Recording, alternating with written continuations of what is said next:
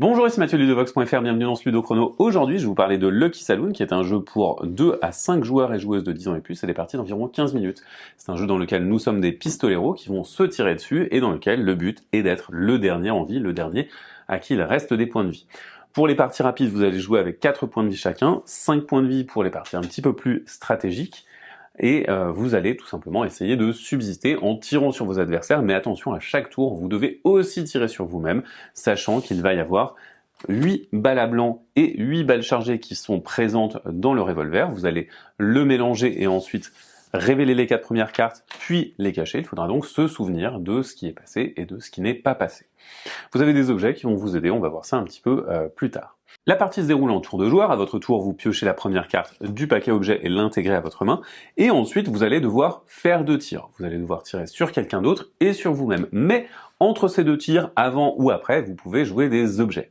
Vous pouvez jouer autant d'objets que vous voulez à votre tour, mais attention, jamais 2 fois le même. Par exemple, ici, j'ai de la viande qui me permet de récupérer les points de vie. C'est pas très intéressant puisqu'ils sont tous là. Par contre, j'ai cette lanterne. Et cette lanterne, elle me permet de regarder la première carte du pistolet. Je vais donc pouvoir la regarder. Il s'agit d'une balle à blanc, donc potentiellement que je vais la tirer sur moi pour éviter de me prendre des dégâts.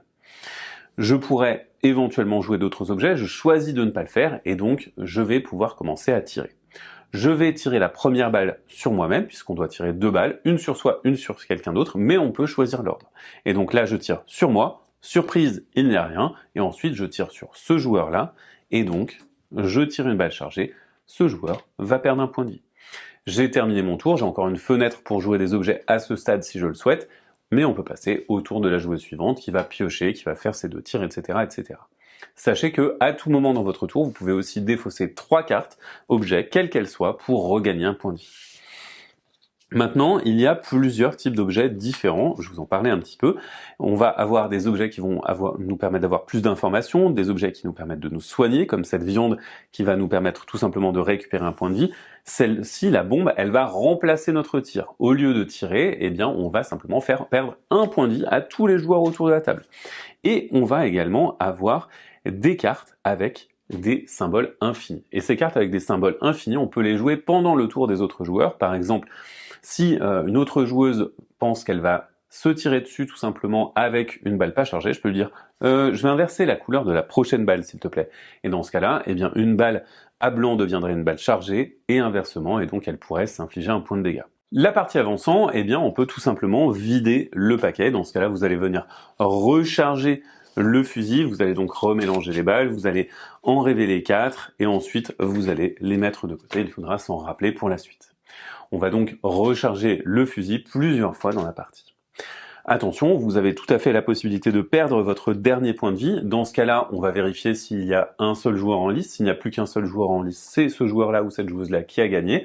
Sinon, vous avez une possibilité. Soit vous allez distribuer tous vos objets aux autres joueurs et joueuses restants, soit vous allez rester en tant que fantôme. Dans ce cas-là, eh bien, vous n'allez plus piocher, vous n'allez plus tirer. Par contre, vous pouvez toujours jouer vos objets avec ce petit symbole qui vont vous permettre donc de changer un petit peu les règles pour le reste de la table.